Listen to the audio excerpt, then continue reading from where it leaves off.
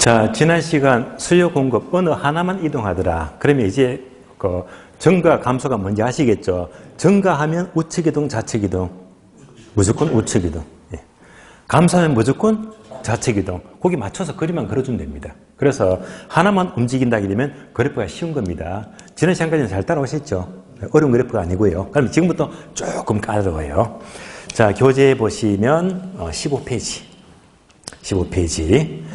자, 중간에 가로 2번 보게 되면 수요 공급이 동시에 둘 다 동시 움직인대요. 그래서 동그라미 1번, 2번, 3번, 4번이 있죠. 1번 수요 증가 더하기 공급 증가. 2번요. 수요 감소 더하기 공급 감소. 3번 수요 증가 플러스 공급 감소. 4번 수요 감소 플러스 공급 증가. 이거 그래프가 무진장 많습니다. 그러면 동그라미 1번만 볼게요. 동그라미 1번만 보게 되면 수요 증가 플러스 공급 증가죠. 요것을 풀어서 한 게 강의 노트. 강의 노트 보세요. 뒷페이지. 자, 강의 노트 뒷페이지 책을 보시면 수요와 공급이 동시에 변하는데 화살표. 수요 증가 플러스 공급 증가 되어 있죠. 예. 이런 경우가 아래 보니까 그래프가 3개입니다. 그래서 그래프 3개를 전부 다 2일입니다. 그러니까 수요 증가 플러스 공급 증가의 모든 경우의 그래프가 3가지인데요. 그러면 이제 이 그래프 3개를 칠판에 그대로 그려서 설명을 드릴 테니까 잘 따라오시면 돼요. 자, 1번에서 수요 증가, 공급 증가인데요. 이것을 풀어서 보게 되면 그래프가 3개입니다. 이제 강의 노트 그대로 그릴게요.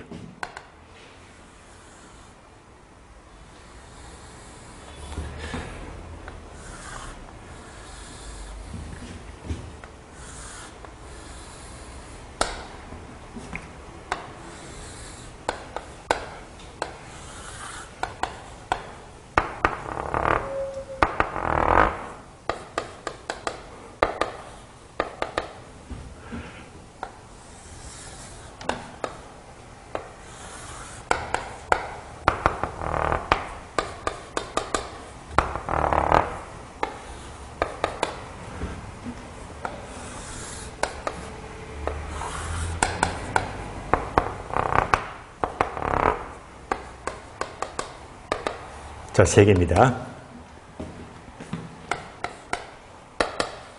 그럼 강의 노트 보게 되면 첫 번째가 뭐죠? 자, 수요 증가 이꼴 공급 증가. 보세요. 수요 증가 이꼴 공급 증가. 그러니까 둘 다 증가하는데 똑같이 크기가 똑같아. 또 두 번째는요. 수요 증가, 공급 증가인데 얘가 더 증가폭이 크대. 두 번째.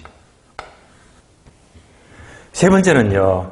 수요 증가, 공급 증가인데 세 번째는 공급 증가 폭이 더 크대. 세 번째. 되시겠죠? 따라서 둘 다 증가라도 크기가 같은 경우, 수요가 더 큰 경우, 공급 증가가 더 큰 경우 이걸 다 따져봐야 됩니다. 이제부터 하나씩 살펴볼게요. 그러면 첫 번째, 둘 다 증가하는데 증가폭이 똑같아. 이러면요, 여러분들이 갑자기 그림을 따르면 좀 까다로우셨으니까 양이면요 숫자를 넣어주면 좋아요. 자, 수요가 10,000개 증가합니다. 10,000개. 공급도 10,000개 증가합니다. 그러면 10,000개 증가 똑같이 증가하잖아요. 되시겠죠? 이제부터 그래프 그려줍니다. 수요가 10,000개 증가. 우측, 좌측, 우측. 몇 개? 10,000개.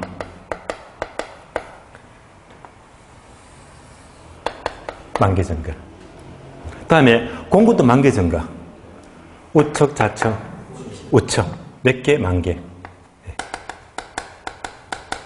똑같이 증가하네. 10,000개, 10,000개. 똑같이 증가했잖아요. 그러니까 균형점은 원래 흰 점에서 이렇게 일치하잖아요. 이렇게 이동하더라. 얘가 바로 균형 가격의 이동입니다. 그러니까 이제 수요도 증가하고 공급도 증가하고 둘 다 변화야지, 둘 다. 둘 다 변하면요, 그래프를 둘 다 그려줘야 됩니다. 이때는요, 동일하게 증가했잖아요. 그럼 이제 결과를 비교합니다. 자, 원래점과 비교하니까 원래보다 가격은 상승, 하락, 불변 똑같이. 가격은 불변. 가격은 그대로입니다. 그대로. 불변. 원래점과 비교하니까 양은 증가, 감소, 증가했죠. 양은 증가했다. 그래서 우리 시험은요, 얘가 시험 지문입니다. 그래프는 절대 안 그려주고요. 수요와 공급이 동일하게 증가하면 균형 가격은 불변이고 거래량은 증가한다. 이런 맞는 지문입니다. 하나만 싹 바꾸면 틀린 말이 됩니다. 우리 시험은 절대 그래프는 제시를 안 하고요. 이 자체가 시험 지문입니다. 자, 1번 보았고요. 두 번째. 둘 다 증가하는데 수요가 더 많이 증가하는데. 숫자를 넣자. 자, 그러면 수요가 10,000개 증가. 공급은 5,000개 증가합니다. 자, 5,000개 증가하고 10,000개 증가하면요, 얘가 더 많이 증가했네. 되시겠죠? 그럼 얘도 그림 그려주면 돼요. 자, 수요가 10,000개 증가했습니다. 10,000개, 이만큼. 10,000개. 우측이 더. 공급은요, 5,000개, 5,000개. 5,000개면 반밖에 안 되겠네, 그죠? 방금 5,000개, 이렇게. 5,000개.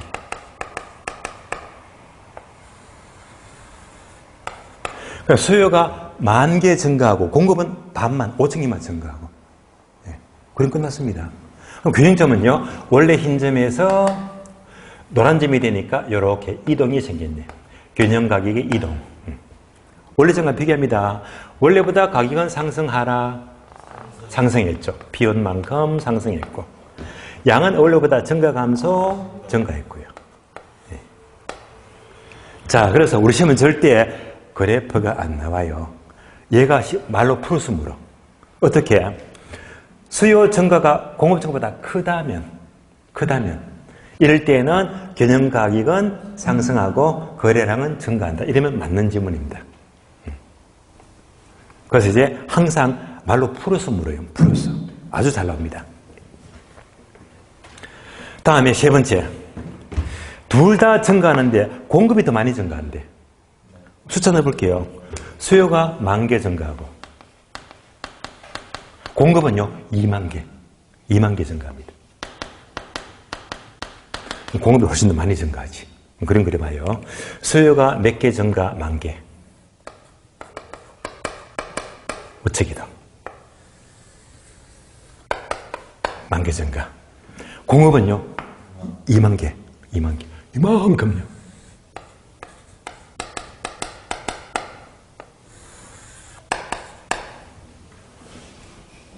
따라서 수요 증가보다 공업자가 크잖아요.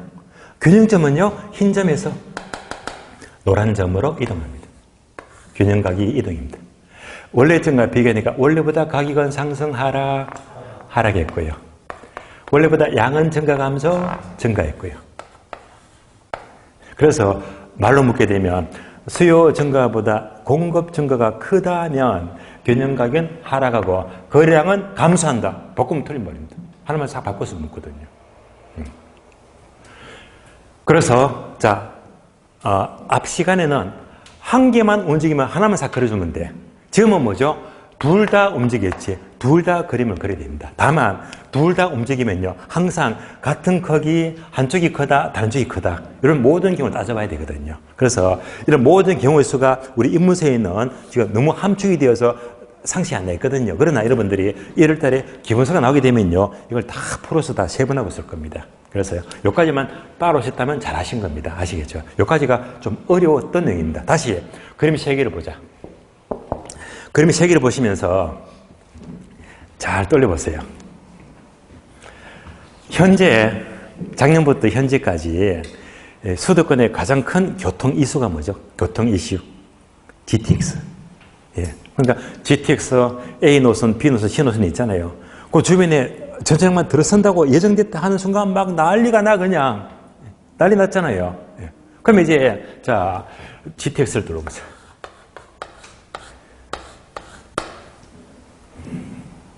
그러면 이제 어느 지역에 이제 얘가 들었을 거래. 그러면 인구 증가 감소. 요거잖아.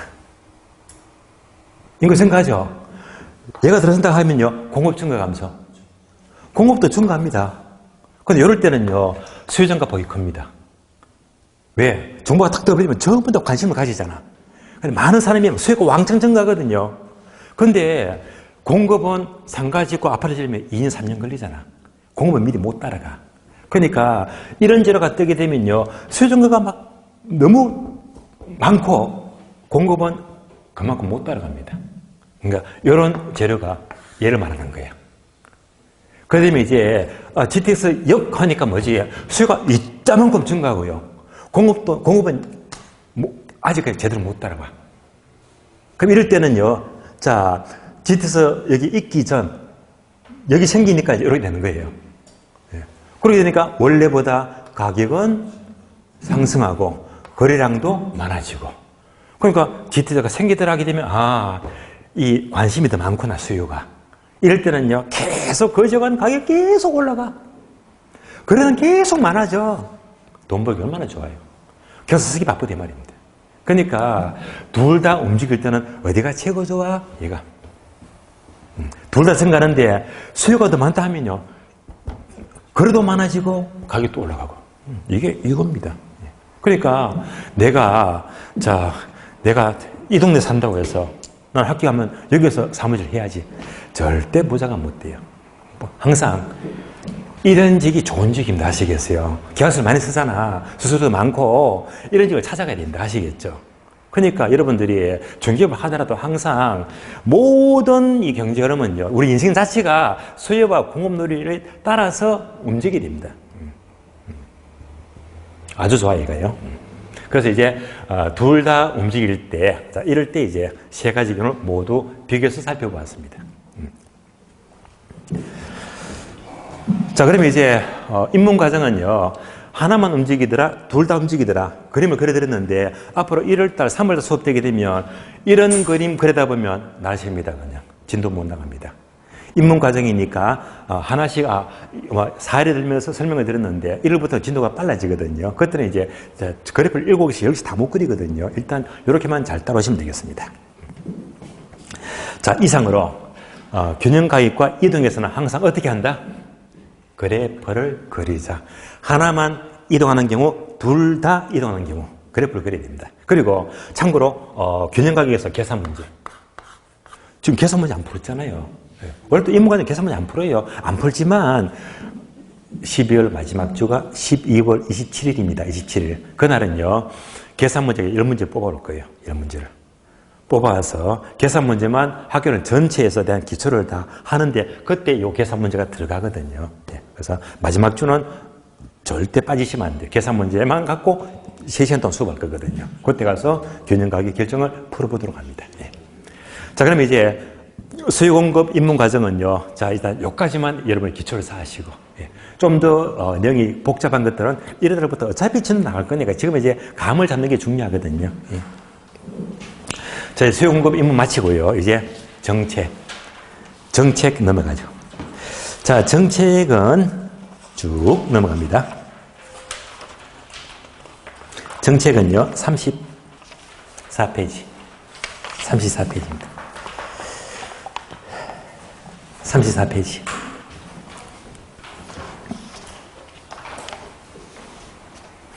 자, 34페이지 보시면 제3장 부동산 정책에서 자, 먼저 부동산 문제가 나오고 밑에 보니까 정부의 시장 개입이 나옵니다.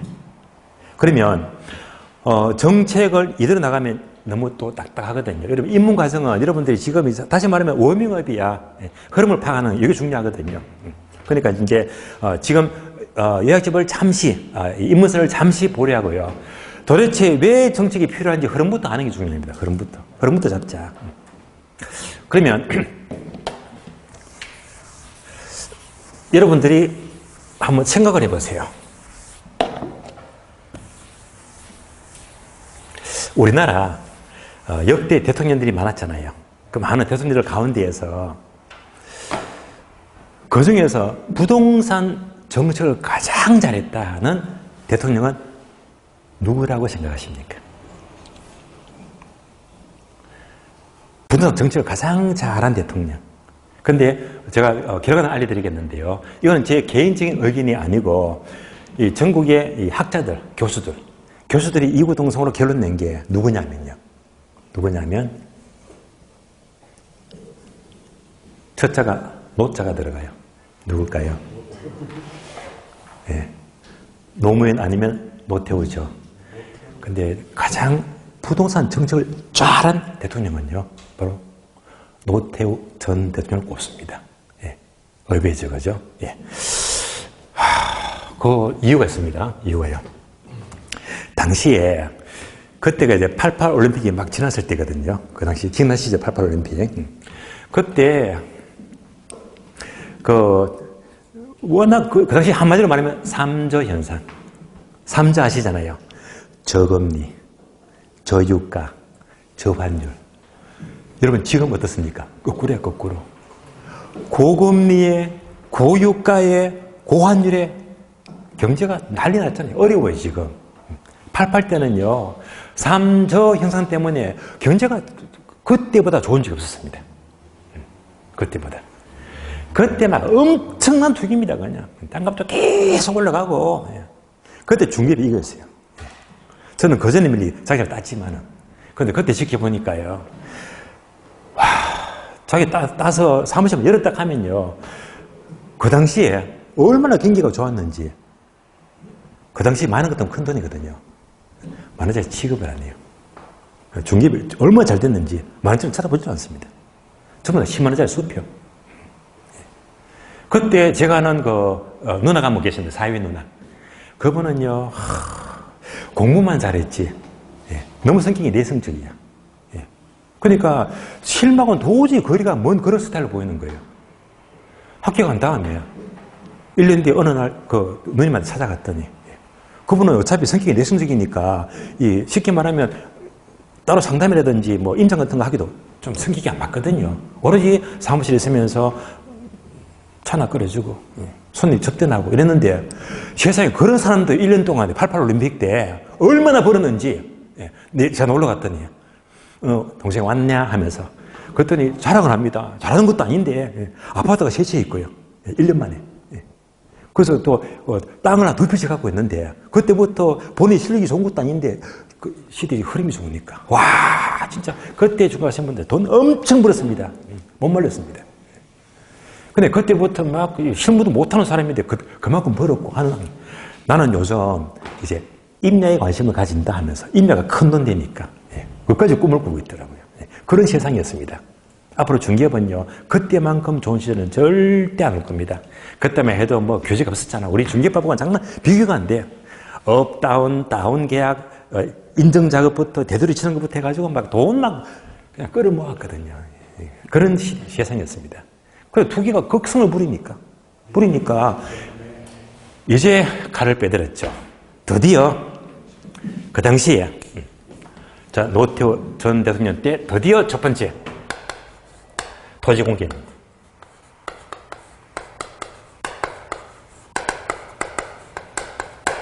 우리나라 사상 초유로 처음으로 토지 공개념을 실행했습니다. 이 흐름은 상식적으로 듣는 게 좋습니다. 시험과도 관계되니까요. 두 번째는 전국의 모든 토지를 일원화시키자. 여러분들 잘 아시는 공시지가. 공시지가. 지가 공시. 지가 공시제도. 세 번째, 개발이익 환수제. 들어보셨죠? 공부법 시간 공부하시죠? 개발이익 환수제.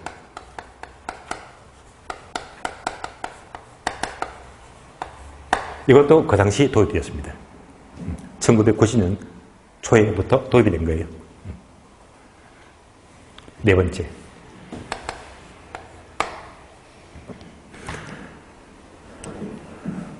주택 200만 호 공급 들어보셨죠?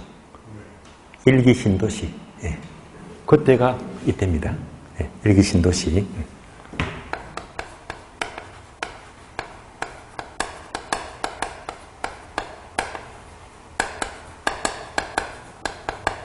여기 신도시. 그럼 이거 잘 보세요. 공개념은 강력한 규제를 말해요. 그 규제의 틀을 잡기 위해서 지가를 일어나시키자. 세금 때리려고요. 그 다음에, 자, 공돈생계 개발이요. 이것도 용서 못해. 거둘 거예요. 여기까지는요, 잘 보시면 이겁니다.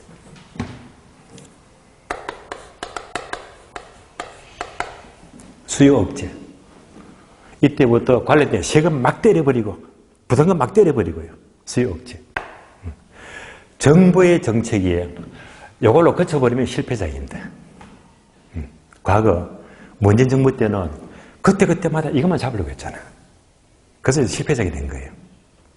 그래서 만약 그 당시도 이것만 정책을 폈더라면 분명히 실패를 했을 겁니다.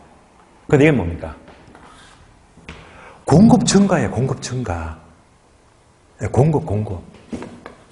공급을 증가시킨대. 투기수 잡으려고 막 부담금 세금 때리고 집 막 200만 원 집 구하게 되면. 근데 이게 멋졌거든요. 항상 정책은요, 수요와 공급이 서로 어울려야 됩니다. 이런 게 없어버리면 정책이 잘못된 겁니다. 균형이 안 맞아요. 그럼 뭘까요? 그 당시에 이런 정책들, 물론 더 많지만은요, 이게 가장 멋지게 잘 어울려졌거든요. 그럼 이제 그래프 봤으니까 한번 보자, 다시 그래프로. 죄송합니다. 예. 감사합니다. 예. 하다 보면 제 입하고 손하고 따로 노니까, 그죠? 예, 정리를 잘 해주셨네요. 예를요, 이제 우리가 이거 공부했잖아요. 이거 수요 감소, 공급 증가. 이제 그래프 그럴 수 있겠죠. 그러면 얘는 좌측이동, 우측이동. 예, 좌측이동. 좌측이동, 우측이동, 우측이동. 그려볼게요, 이제.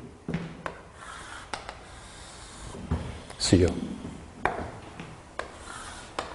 공급.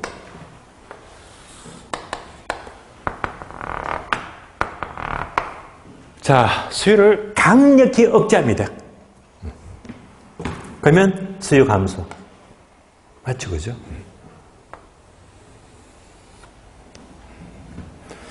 공급을 세상에 일기신도시 200원을 확 늘린대요. 공급을 확 늘린대. 공급 증가. 우측이동. 맞죠?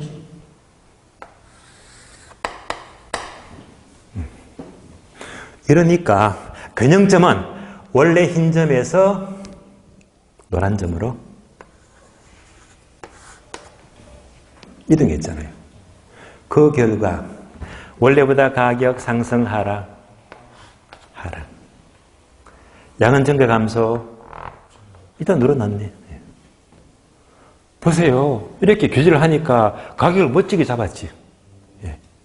가격이 확 내려갔잖아. 세금 때리고 부담금 때리고 공급 확 늘려버리니까 가격이 확 떨어지잖아요. 토지 공기냐. 멋지잖아요. 그런데 거래가 죽은 것도 거래가 살아나고 있잖아. 그러니까 이런 것들이 결국 부동산 정책도 결국 정부가 잡으려고 하는 것은 뭐지? 수요를 조절하고 공급을 조절하고 모든 정책도 수요와 공급 논리가 연결이 되고 있는 거예요. 어쨌건 역대 대통령 가운데 이 시절 토지 공개념 도입 시 1990년 이 당시 초 이때가 둘 다 멋지게 잡았다. 그래서 가장 학자들끼리는 인정을 합니다. 잘했다면서. 일단 잘한 건 잘했다고 봐야 됩니다. 다만 여러분들 서울의 봄 영화 보셨습니까? 안 보셨어요? 요즘은 봐도 괜찮은데 저는 혼자 봤는데 그거 보니까 진짜 요즘 MZ세대들이 많이 본다고 하더라고요. 그 영화 보면 성질이 나나 봐. 저도 성질 나더라고요. 얼마나 독재가 심한지 그냥 그거 보니까 막 속에 불불 올라옵니다 그냥. 그래서 그 주인공 전두광이 있죠. 노태근 있잖아요. 그거 보게 되면 막 속에서 쿡쿡 올라옵니다 그냥. 그런 거 보게 되면 어쨌건 화가 나겠지만 그래도 어쨌건 정책만 놓고 본다면 이것만큼은 이제 학교를 잘했다고 평가하니까 뭐 잘한 건 잘했다고 인정해야 되겠죠. 정책. 자, 이제부터 여러분들이 강의 노트 보세요. 노트 보시면 참고표 부동산 정책의 흐름 있죠. 부동산 정책의 흐름. 지금부터 이제 흐름을 잡자. 이런 거는 기본서에 안 나옵니다. 아시겠어요? 그래서 입문과정은요, 그냥 우리가 길게 흐름을 잡는 게 훨씬 더 도움이 됩니다. 공부하는데. 그러면 흐름에서 바로 오른쪽에 보니까 2대 원리가 있다. 효율성과 형평성.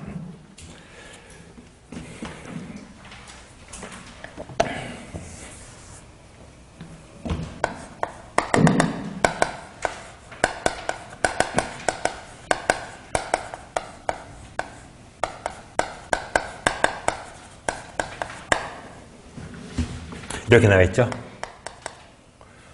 2대 원리.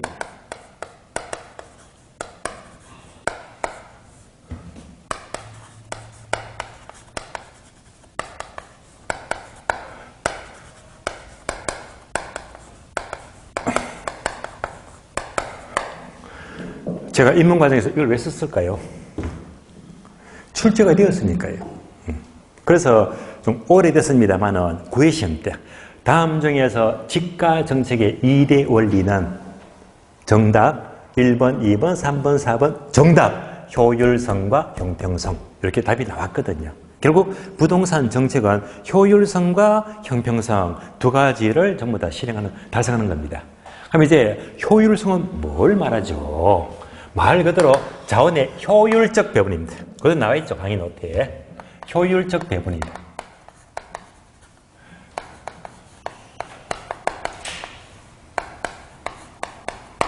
반면에 형평성은요, 효율적 배분이 아니고 자원의 공평한 배분을 가리킵니다. 공평한 배분입니다. 이런 차이점이 있는데요. 그러면 여러분들이 강의 노트 보시면 이제 이렇게 다음에는 괄호 두 개 나와 있죠. 얘는 쓰면서 공부하자. 쓰면서.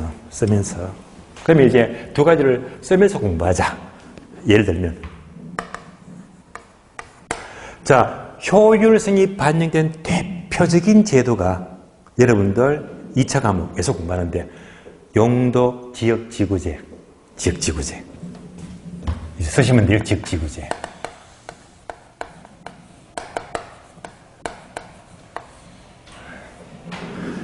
용도 지역지구는 주상공록, 주거지역, 상업지역, 공업지역, 녹지지역이 있잖아요. 어떤 것들은 개발 목적이고 어떤 것들은 보존 목적이고 그러니까 이제 용도적에 따라서 결국 자 효율적으로 이용하자.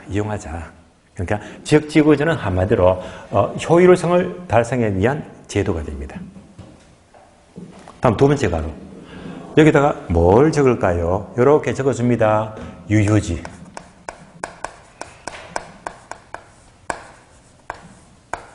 유효지 제도. 그럼 유효지는요, 노는 땅이잖아요. 그러니까 땅 놀리지 말래. 땅 놀리지 말고 이제 정부가 권고하잖아요. 이 땅 이용하세요. 이용하세요. 땅 놀리지 말란 말이에요. 이렇게 되면 이제 효율적으로 이용하라고. 바로 모두가 효율성과 관계됩니다. 다음에 형평성은 자원의 공평한 배분을 가리키는데요. 그러면 또 예를 들면 괄호가 두 개 나와요. 적어주자. 첫 번째는요, 바로 조세 정책입니다.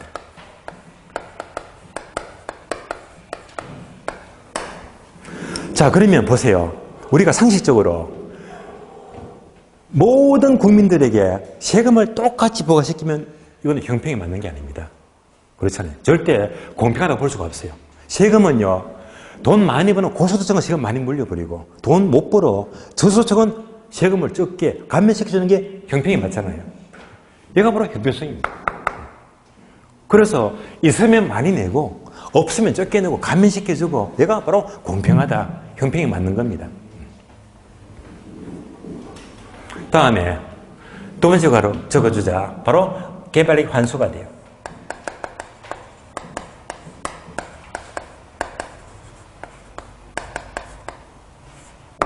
개발익 환수. 여러분들이 공부 시간에 더 자세히 공부를 하겠지만은요, 개발익 환수가 예를 들면 어느 지역이세요? 자, 이 지역이 크게 개발된대요.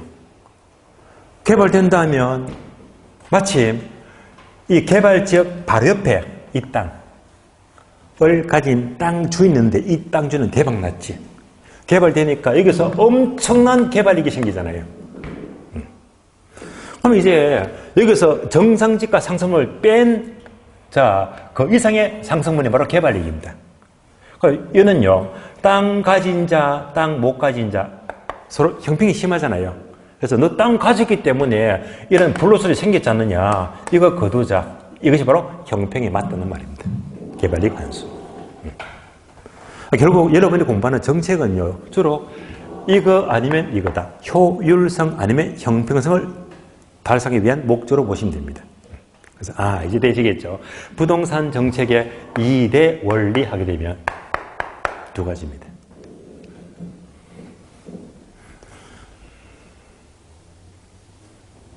자, 해서 2대 원리를 보았고요. 다음에 이제 강의 노트 보시면 아래 약간의 그림이 나올 거예요. 자, 먼저 부동산 학이 나옵니다. 우리는 지금 부동산 학을 공부하고 있죠.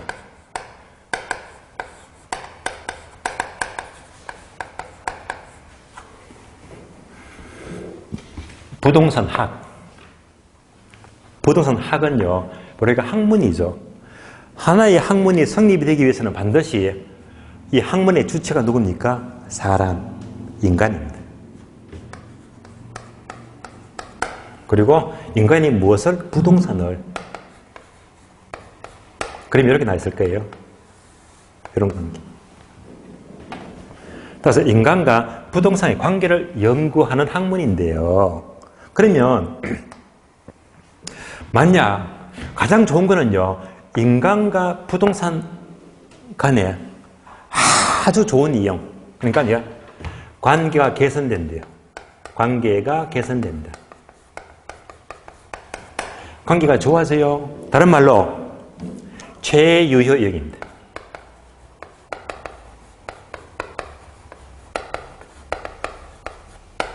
자, 사람이 부동산을 이용하는데 가장 좋은 관계, 가장 멋지게 이용한다면 문제가 안 생겨. 정책이 필요가 없어요. 이러면 아무런 문제가 생기지 않습니다. 그러나 거꾸로 자, 관계가 나빠집니다. 나빠져요. 뭐지? 인간과 부동산과의 관계 악화 현상입니다.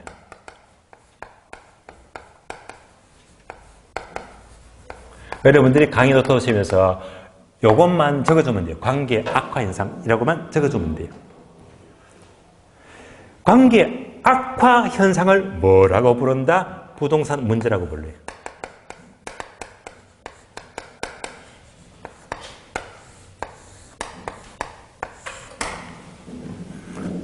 그러니까 부동산 문제는 인간과 부동산과의 관계 악화 현상에서 문제가 생긴다라는 말입니다.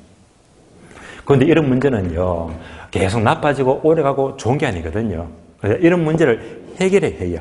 해결하기 위해서 정부가 개입합니다.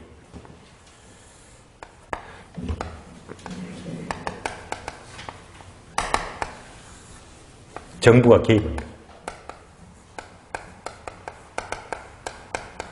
이것이 바로 부동산 정책입니다.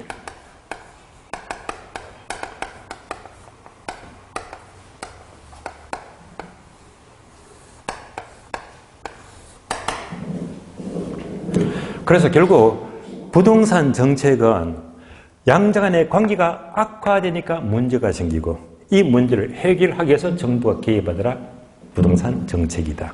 그래서 항상 정책에 허름하게 되면 부동산 문제가 발생하면요, 이를 해결하기 위해서 정부가 개입한다. 부동산 정책입니다. 그래서 항상 이렇게 공부를 하는 겁니다. 그래서 여러분들이 따로 이제 34페이지 입문서를 보더라도 먼저 부동산 문제가 나오고 다음에 정부가 왜 개입합니까? 개입하는 게 정책이잖아요. 그럼 이제 강의 노트 보시면 여기까지 따라오셨죠? 그럼 이제 문제가 뭡니까 하게 되면 요 강의 노트 바로 밑에 네모되어 있죠? 부동산 문제 나와 있죠? 예. 그걸 이제 요걸 보시면 돼요. 문제는 크게 두 가지네. 토지 문제와 주택 문제. 요거.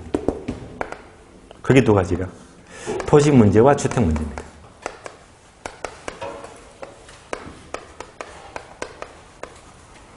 그래서 여러분들은 노트 그대로 보시면 돼요.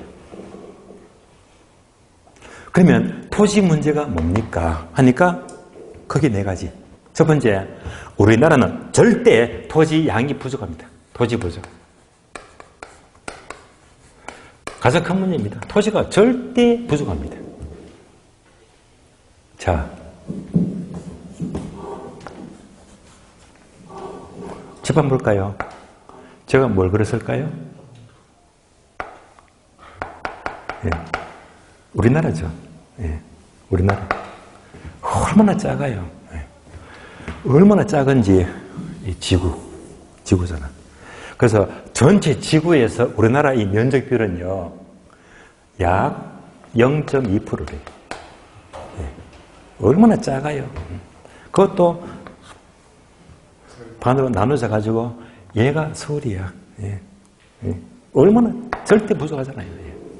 너무 부족해. 가장 큰 문제입니다. 토지가 부족한데 인구가 막 바글바글 하잖아요. 예.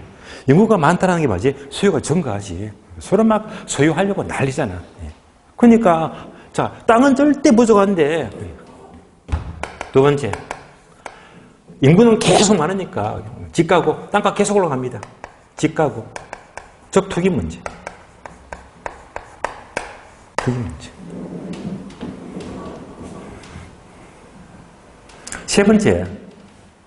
세 번째는요, 토지 이용의 비효율적 이용입니다. 비효율적 이용.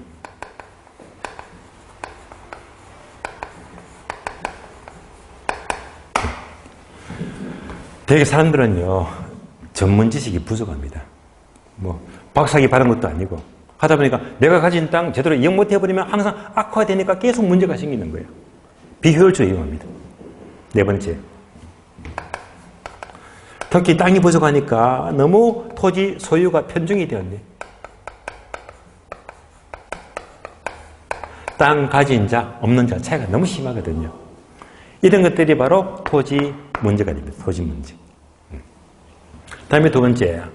자, 토지 문제와 주택 문제인데, 주택 문제는 크게 두 가지. 첫 번째가 바로 양적 문제가 되고요. 그렇게 메모되어 있죠. 그렇게 되어 있습니다. 다음에 두 번째가 질적 문제이다.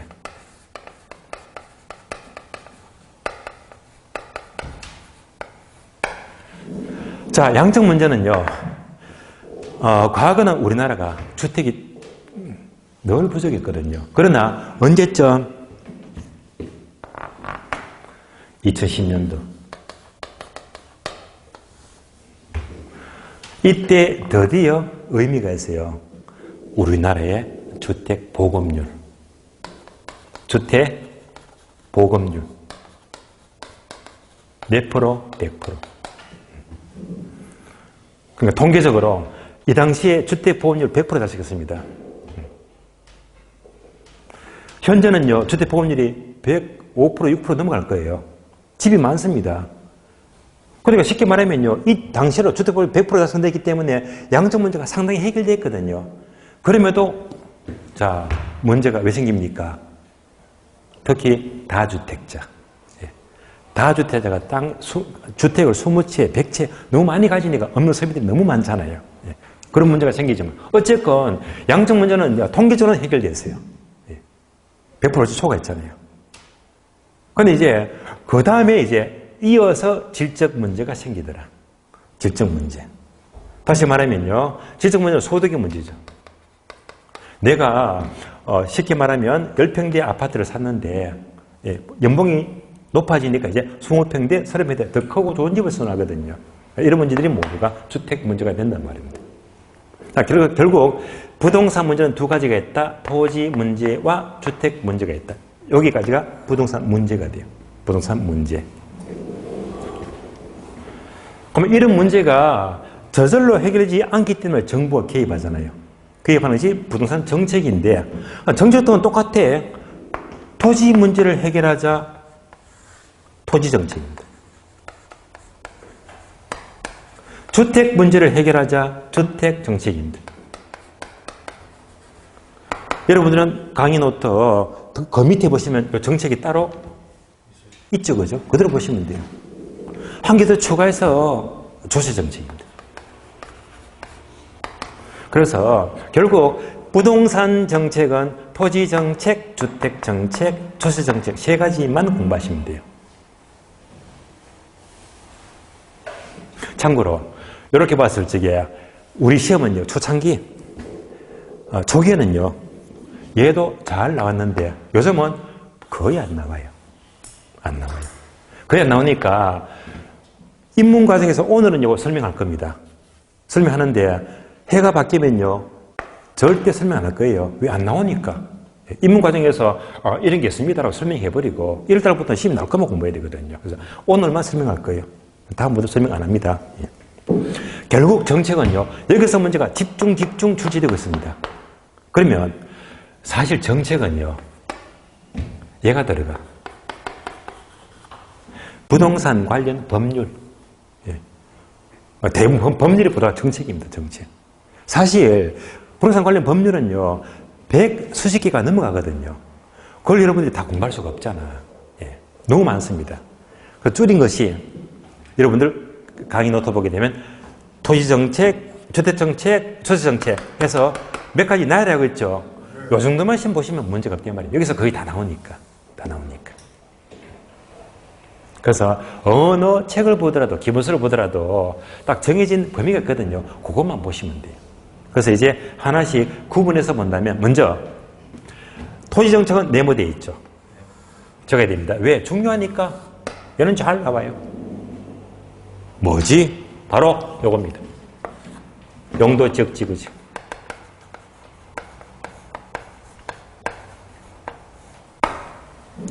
용도지역 지구지. 최근에 계속 나오고 있거든요.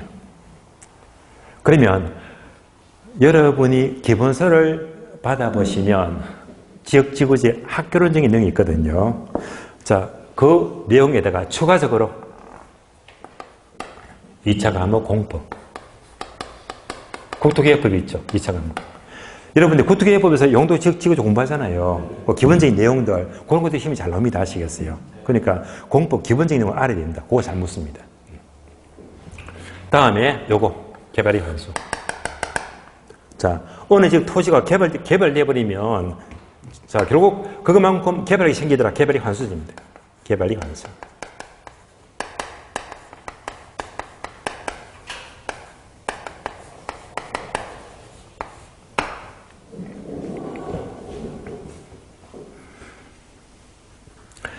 다음에는 토지은행제도는 토지은행제도이다.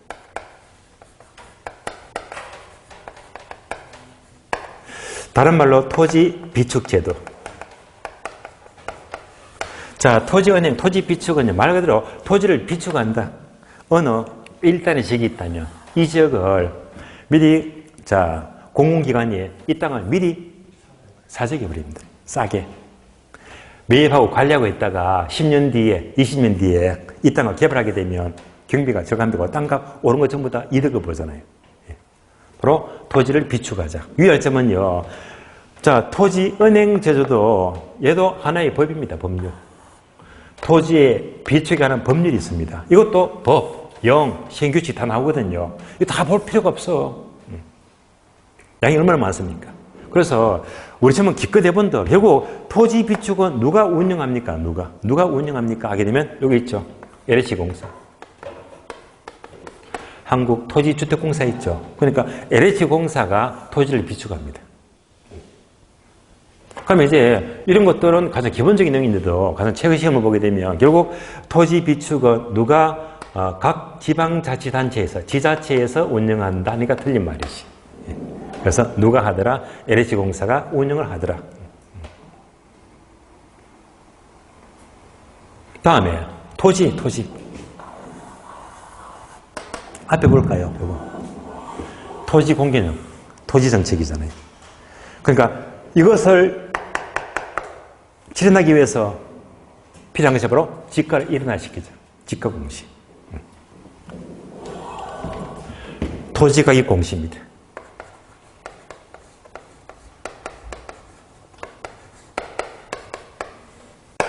옛날에 교진시가, 감정시가, 표준시가부터 막 지가가 여러 가지가 있었는데요. 전부 다 일어나 시켜버려. 뭐? 공시지가로. 그래서 이제 이렇게 지가 체계를 일어나시키자. 토지정책입니다. 뭐 때문에? 바로 토지 공개념이죠.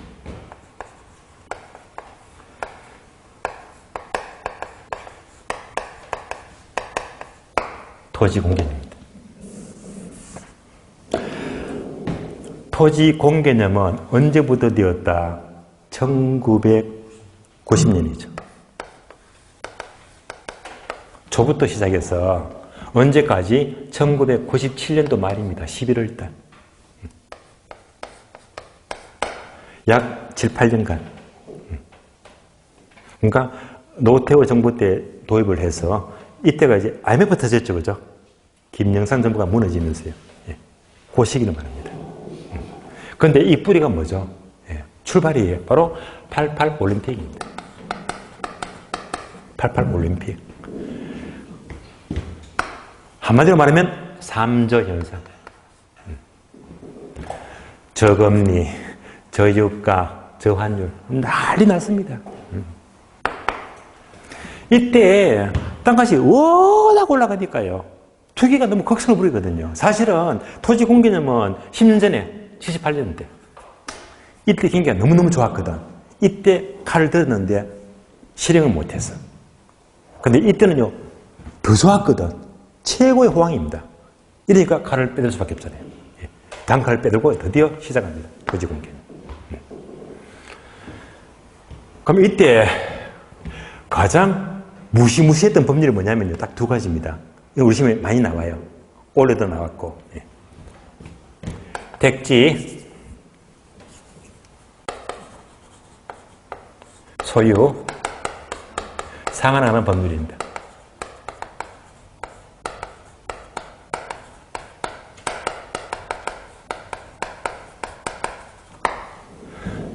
다음에 초과토지 이득세법입니다.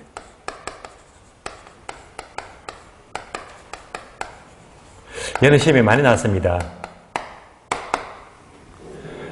토지 공개념 1990년대 초 하게 되면요. 이 두 개의 법이 주된 법입니다. 이런 법들이 전부 다 기준이 뭡니까? 요거 갖고 공시지가 가지고 평가를 하니까요. 그러면 예를 들어 볼게요. 택지 소유 상한 법률은 뭐냐면요. 아마 기억날지 모르겠습니다. 그 당시에 서울 지역의 소유자는 절대 땅을 400평 이상 초과 소유하지 마세요. 그런 적이 있었습니다. 바로 이 법이에요. 서울 지역에 땅을 1인당 400평 이상 초과해서 소유하지 말래. 만약 400평을 초과 소유하게 되면 엄청난 부담금 물리겠대. 바로 초과 소유 부담금입니다. 초과 소유 부담금.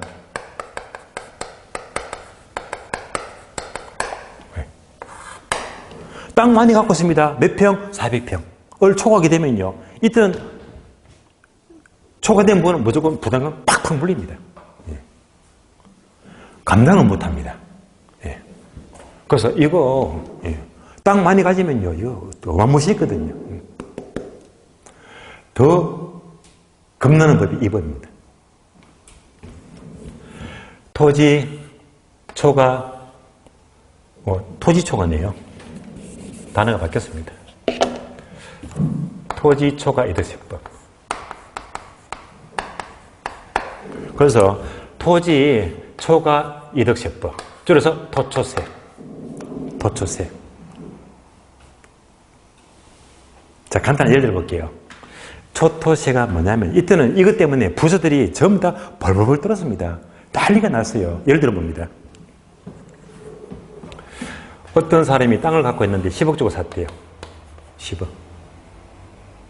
이때는 워낙 땅값이 많이 올라가니까 3년 지났다. 3년 보유. 자, 3년 보유했다. 이제 다시 평가합니다. 땅값 매겨보니까 얼마가 돼? 20억이다.